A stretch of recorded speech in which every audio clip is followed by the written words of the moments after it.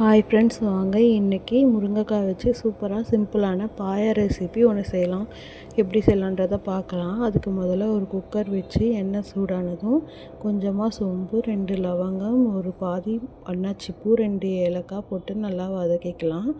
அது கூடவே நல்லா பொரிஞ்சதுக்கப்புறமா ஒரு பெரிய சைஸ் ஆனியன் கட் பண்ணி ஆட் பண்ணியிருக்கேன். கூடவே கொஞ்சமாக கருவேப்பிலை, இதெல்லாம் போட்டு நல்லா பொரியட்டும். வெங்காயம் நல்லா வதங்கினதுக்கப்புறமா மற்ற இன்க்ரீடியன்ட்ஸ் நம்ம ஆட் பண்ணிக்கலாம். பாருங்கள், இந்த மாதிரி வதங்கினதுக்கப்புறமா 1.5 ஸ்பூன் அளவுக்கு இஞ்சி பூண்டு பேஸ்ட் போட்டு நல்லா வதக்கிட்டதுக்கப்புறமா நம்ம ஒரு பெரிய சைஸ் தக்காளி கட் பண்ணி வச்சுருக்கோம். அதையும் இது கூட சேர்த்து ஆட் பண்ணி நல்லா வதக்கிக்கலாம். தக்காளி நான் பெருசாக தான் கட் பண்ணியிருக்கேன். பாருங்கள், ஒன்றை 4ஆக கட் பண்ணியிருக்கேன். நீங்களும் அதே மாதிரி கட் பண்ணிக்கோங்க. தக்காளி ரொம்ப வதங்கணும் அப்படிலாம் இல்லை, இந்த மாதிரி வதக்கிட்டாலே போதும். இப்போ தேவையான அளவுக்கு உப்பு ஆட் பண்ணிக்கிறேன். உப்பு போட்டு நல்லா வதக்கிக்கலாம்.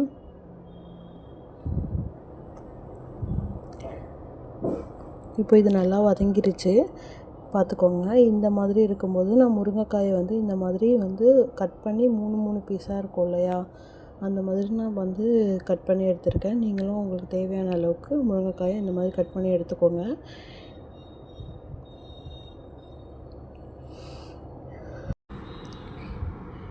இது நல்லா வதக்கிக்கலாம்.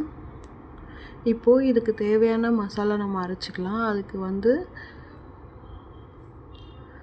2 பத்தை தேங்காய், அது கூடவே ஒரு 5லேருந்து 6 முந்திரி, அது கூடவே ஒரு சின்ன துண்டு பட்டை, ஒரு ஏலக்காய், ஒரு கொஞ்சமாக 1/2 ஸ்பூன் அளவுக்கு சோம்பு, இது கூடவே காரத்துக்கு தேவையான பச்சை மிளகாய் ஒரு 5லேருந்து 6. வேறு எந்த காரமும் நம்ம ஆட் பண்ண போகிறது கிடையாது. இதை நல்லா அரைச்சிட்டு வந்துடலாம். பாருங்கள், முருங்கைக்காய் இந்த மாதிரி நல்லா கலர் சேஞ்ச் ஆகிருக்கு. இதை நல்லா வதக்கிக்கலாம். இன்னும் பாருங்கள், இந்த மாதிரி நல்லா வதங்கினதுக்கப்புறமா நம்ம அரைச்ச பேஸ்ட்டை இது கூட ஆட் பண்ணிக்கிறோம்.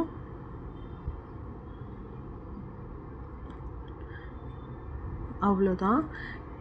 இந்த பேஸ்ட் நல்லா வதங்குற அளவுக்கு நல்லா வதக்கிட்டு அது கூடவே நமக்கு தேவையான அளவுக்கு தண்ணி ஆட் பண்ணிக்கலாம். எவ்வளோ திக்னஸ் வேணுமோ அந்த அளவுக்கு திக்காக நம்ம தண்ணி ஆட் பண்ணிக்கிறேன்.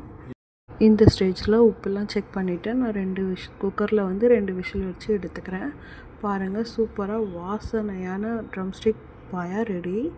இது கூடவே கொஞ்சமாக கொத்தமல்லி ஆட் பண்ணி சுட சர்வ் பண்ணிங்கன்னா கண்டிப்பாக எல்லாருக்குமே பிடிக்கும். நீங்களும் ட்ரை பண்ணி பாருங்கள்.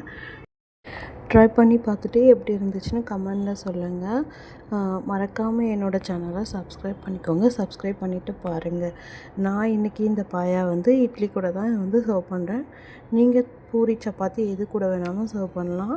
கண்டிப்பாக ட்ரை பண்ணி பார்த்துட்டு டேஸ்ட் எப்படி இருந்துச்சுன்னு மறக்காமல் கமெண்டில் சொல்லுங்கள். இந்த மாதிரி வீடியோஸ் பார்க்க என்னோடய சேனலை சப்ஸ்கிரைப் பண்ணிக்கோங்க. மறக்காமல் சப்போர்ட் பண்ணுங்கள்.